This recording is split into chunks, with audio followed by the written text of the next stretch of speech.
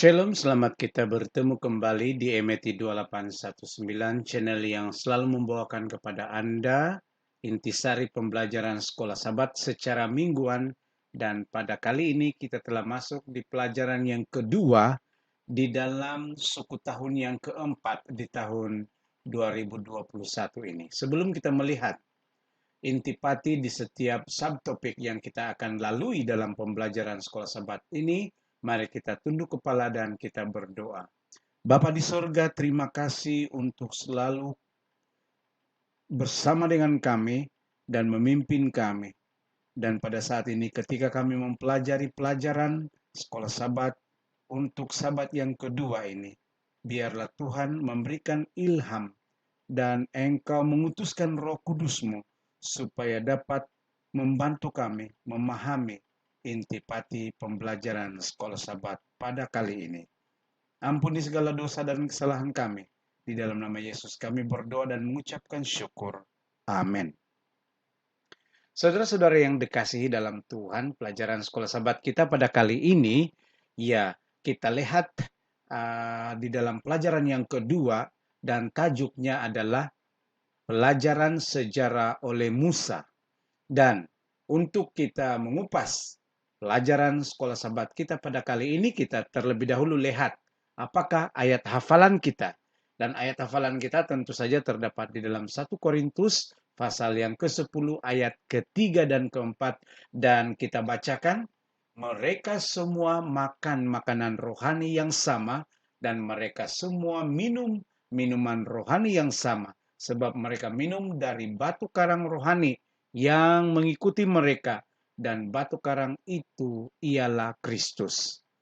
Saudara-saudara, sebelum kita melihat dari satu topik ke topik yang lain, maksud saya subtopik yang kita akan lalui pada kali ini, kita lihat dulu gambaran permulaan dari pelajaran sekolah Sabat kita pada kali ini.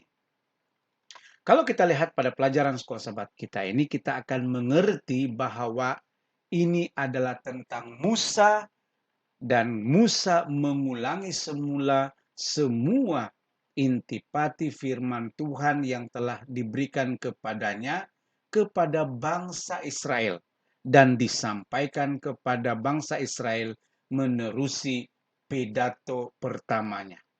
Dan ini menghurai apa yang telah mereka lalui selama 40 tahun perjalanan di padang belantara sebelum mereka masuk ke tanah Kanaan, negeri perjanjian Tuhan kepada bangsa Israel. Baik, kita lihat di dalam pelajaran kali ini, di dalam pidato pertama Musa, ada 5 perkara yang kita akan perolehi. Pertama, kita akan mengerti bagaimana Allah menanggung bangsa Israel. Yang kedua, kita akan mengerti bahwa Allah memenuhi atau menggenapi janjinya kepada bangsa Israel. Yang ketiga, sepanjang 40 tahun perjalanan mereka menuju ke tanah Mesir, Allah sentiasa memberkati bangsa tersebut. Dan apalagi pada waktu mereka sudah masuk ke tanah Kanaan nanti. Dan sepanjang 40 tahun pengembaraan bangsa Israel, kita melihat bahwa Allah selalu menegur dan mengampuni dosa-dosa mereka. Dan di sepanjang 40 tahun perjalanan mereka, Allah juga melaksanakan penghukuman, termasuklah bangsa lain yang membuat perkara yang tidak selaras dengan kehendak Tuhan, dan di mana Tuhan melihat bahwa mereka tidak akan berbalik lagi dari dosa-dosa mereka. Inilah objektif pembelajaran kita, yaitu Allah menanggung, Allah memenuhi, Allah memberkati, Allah mengampuni, dan Allah menghukum. Kita lihat subtopik yang pertama, saudara-saudara. Subtopik yang pertama adalah pelayanan Musa yaitu bagaimana Allah sebenarnya menanggung bangsa Israel. Kita lihat di dalam Keluaran pasal 32 ayat yang ke-32, di sini difirmankan, tetapi sekarang kiranya engkau mengampuni dosa mereka itu, dan jika tidak, hapuskanlah kiranya namaku dari dalam kitab yang telah kau tulis. Saudara-saudara yang saya kasih di dalam Tuhan, ini adalah kata-kata Musa kepada Tuhan yang telah diucapkannya kepada Tuhan ketika ia mengantarai bangsa itu. Kita lihat bahwa Allah sendiri berkata atau berfirman kepada bangsa Israel, "Jangan membuat bagimu patung yang menyerupai apapun."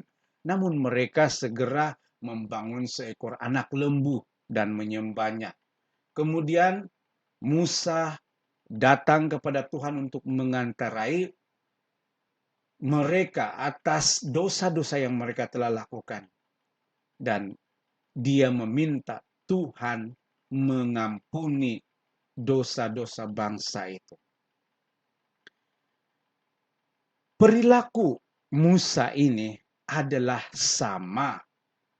Malah apa yang Yesus lakukan di kayu salib itu jauh lebih daripada apa yang telah dilakukan oleh Musa ketika mengantarai bangsa itu di hadapan Tuhan. Kita boleh melihat satu ayat seperti di dalam Yesaya pasal 53 ayat yang ke-6. Ya, ini adalah ayat-ayat rujukan yang kita boleh lihat. Dan secara ringkasnya kita mengerti di sini bahwa pada waktu Musa mengantarai bangsa itu di hadapan Tuhan oleh karena bangsa itu berdosa. Itulah yang juga telah dilakukan oleh Yesus kepada seluruh umat manusia yang telah jatuh di dalam dosa ketika dia diperlakukan sebagai orang yang berdosa dan disalibkan di bukit Golgota. Kita juga boleh merujuk satu ayat di dalam Ibrani pasal 7 ayat yang ke-25 untuk apa yang terdapat di dalam pelajaran ataupun subtopik hari Isnin ini. Baik, kita lihat pula pada hari Selasa dengan tajuk Nabuatan yang digenapi. Allah memenuhi apa yang Allah telah janjikan kepada bangsa Israel. Ulangan 1 ayat yang ketiga. Pada tanggal 1 bulan 11, tahun ke-40 berbicaralah Musa kepada orang Israel sesuai dengan segala yang telah diperintahkan Tuhan kepada mereka. Apa yang Tuhan telah firmankan untuk Musa sampaikan kepada bangsa itu. Mari kita lihat poin-poin pentingnya di dalam pembelajaran ini, yaitu Allah menggenapi janji. Ketika bangsa Israel menolak untuk memasuki Kanaan pada kali yang pertama, Tuhan menghukum mereka. Apa yang Tuhan telah lakukan ialah mereka harus mengembara di padang gurun 40 tahun. Sesuai dengan apa yang telah berlaku ketika mereka mengintai negeri yang sepatutnya mereka telah masuki itu selama 40 hari. Jadi 1 hari bersamaan dengan 1 tahun, dan orang Israel terpaksa mengembara di belantara selama 40 tahun lamanya. Rujukan kita boleh dapat dalam Bilangan pasal 4 ayat 34.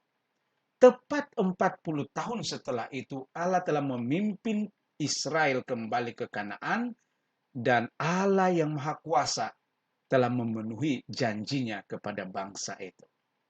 Jadi intipati di dalam pelajaran yang kedua ini, yaitu nabuatan yang digenapi, adalah bahwa Tuhan memenuhi janjinya kepada bangsa Israel. Sebelum kita masuk kepada subtopik yang seterusnya, suka saya ingatkan kepada kita bahwa bukan itu sahaja yang Tuhan telah genapi, yaitu memimpin bangsa untuk masuk ke negeri perjanjian, yaitu Tanah Kanaan. Di dalam nubuatan-nubuatan yang lain seperti yang tercatat di dalam Daniel pasal 9, 24 hingga 27, kemudian Daniel pasal 8 ayat 14, dan Daniel pasal 7 ayat 25 bersamaan dengan Wahyu 12 ayat 6, pasal 14 dan uh, pasal ke-13 ayat yang kelima. Semua ini adalah nabuatan-nabuatan yang telah digenapi. Nabuatan yang paling besar itu adalah nabuatan 2300 pagi dan petang. Kemudian di dalam nabuatan 2300 hari atau pagi dan petang itu termaktublah 70 minggu untuk bangsa Israel, dan kemudian ada nubuatan 1260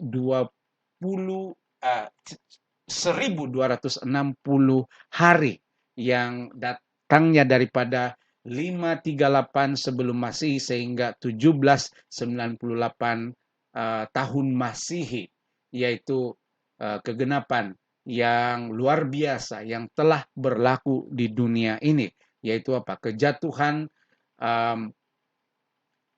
sebuah institusi keagamaan yang dilambangkan sebagai naga, dan kemudian penyucian bait suci surga yang berlaku daripada 457 sebelum Masehi sehinggalah pada tahun 1844, yaitu apabila Yesus masuk ke ruang Maha Kudus, Ka'bah di surga, untuk memulakan investigative judgment yang dia hendak laksanakan.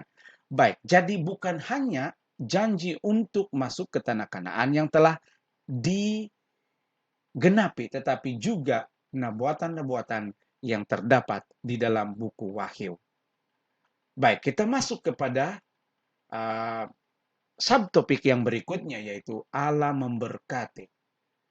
Dalam tajuk pelajaran sekolah Sabat kita, 1000 kali lebih banyak. Artinya di sini Allah memberkati. Kita lihat di dalam Ulangan pasal 1 ayat yang ke-11, Tuhan Allah nenek moyangmu kiranya menambahi kamu 1000 kali lagi dari jumlahmu sekarang dan memberkati kamu seperti yang dijanjikannya kepadamu. Ini adalah kata-kata dari Musa di dalam pedatonya yang pertama, yaitu kata-kata janji berkat Tuhan kepada bangsa Israel. Kita lihat poin penting yang ada di sini. Sungguh pun bangsa Israel mengembara 40 tahun sebelum dapat masuk ke tanah Kanaan, tetapi Tuhan telah memberkati bangsa itu di dalam setiap segi pengalaman kehidupan mereka. Musa melihat bahwa ke depan ini, ketika mereka sudah masuk ke tanah Kanaan, Tuhan akan melipat gandakan berkat kepada bangsa itu sekiranya mereka sentiasa taat dan setia kepada Tuhan. Dan Tuhan juga memberkati bangsa itu dengan merapikan organisasi mereka, seperti mana yang telah dimulakan ketika Musa memimpin bangsa itu dengan melantik tua-tua yang memimpin bangsa itu. 1000, contohnya 100. Dan pada entiti yang lebih kecil, Musa telah menyusunnya. Dan apabila mereka masuk ke tanah Kanaan, organisasi ini akan berterusan. Bahkan ini juga menggambarkan tentang bagaimana Tuhan menginginkan gereja pada saat ini, yaitu Israel rohani. Hari ini haruslah sebuah organisasi yang tersusun dan haruslah sentiasa mendapat perkenan di hadapan Tuhan. Oleh karena itu, haruslah semua anggota di dalam jemaat gereja masa kini harus mengambil iktibar daripada apa yang telah dijadikan sebagai pengalaman oleh bangsa-bangsa ataupun bangsa Israel yang masuk ke kota ataupun negeri Kanaan itu. Seterusnya kita melihat subtopik yang seterusnya adalah Kadesh Barnea. Apakah dia? Ini adalah satu peristiwa. Kita lihat, apakah peristiwa ini? Ini adalah peristiwa di mana pada percobaan pertama kali bangsa ini masuk ke tanah Kanaan, mereka telah memberontak karena mereka sangat terkejut dengan laporan daripada 12 pengintai tentang bagaimana musuh yang sedang berada di negeri Kanaan itu adalah orang-orang yang maha besar yang pada pendapat mereka sekurang-kurangnya ya 10 orang pengintai kecuali Yosua dan juga Kaleb menyatakan bahwa mereka terlalu kuat untuk mereka tewaskan dan merebut negeri itu. Dan pada waktu ini mereka memberontak kepada Tuhan dan kita lihat di dalam Bilangan pasal 14 ayat 19 dikatakan, ini kata-kata Musa kepada Tuhan, ampunilah kiranya kesalahan bangsa ini sesuai dengan kebesaran kasih-Mu seperti Engkau telah mengampuni bangsa ini mulai dari Mesir sampai kemari. Tuhan begitu marah dengan bangsa ini sehingga Tuhan sudah menyatakan bahwa ia akan menghapuskan bangsa yang memberontak ini. Tetapi sekali lagi di sini Musa mengantarai mereka. Ketika Israel menolak untuk masuk Kanaan, Tuhan mau membinasakan mereka. Lihat saja dalam Bilangan pasal 14. Semua cerita ada di dalamnya. Tetapi Musa yang punya jati diri yang kuat telah mengantarai mereka di hadapan Tuhan. Kita tahu ceritanya. Oleh karena Tuhan tidak berkuasa membawa bangsa itu masuk ke negeri yang dijanjikannya dengan bersumpah kepada mereka, maka ia menyembelih mereka di padang gurun. Bilangan pasal 14 ayat 16. Ini adalah kiasan kata-kata Tuhan. Bukan Tuhan tidak berkuasa membawa mereka masuk ke tanah Kanaan, tetapi pemberontakan bangsa itu menyebabkan Tuhan tidak membenarkan mereka masuk ke tanah Kanaan. Malah mereka yang memberontak itu semuanya telah mati di dalam pengembaraan 40 tahun. Tuhan menghukum juga mengampuni bangsa itu. Dan mereka yang dapat masuk ke tanah Kanaan sebenarnya adalah generasi kedua yang keluar daripada Mesir. Ya, ini adalah poin penting bahwa Tuhan mengampuni juga bangsa itu. Sungguh pun sebagian besar daripada mereka yang memberontak tidak dapat masuk ke tanah Kanaan. Mari kita lihat yang berikutnya. Subtopik yang berikutnya adalah tentang orang Amori, ya, kezaliman orang Amori. Di dalam Kejadian pasal 15 ayat yang ke-16 disebutkan, tetapi keturunan yang keempat akan kembali di sini, sebab sebelum itu kedurjanaan orang Amori itu belum genap. Sudah dinubuatkan lebih awal di dalam Kejadian pasal 15 ayat 16 di mana di sini Abraham telah mendengarkan ya Tuhan berbicara kepadanya tentang apa yang terjadi kepada orang Amori dan pada waktu bangsa itu kembali ke tanah Kanaan menjadi pemilik tanah Kanaan sebab Tuhan telah menjanjikan itu kepada mereka.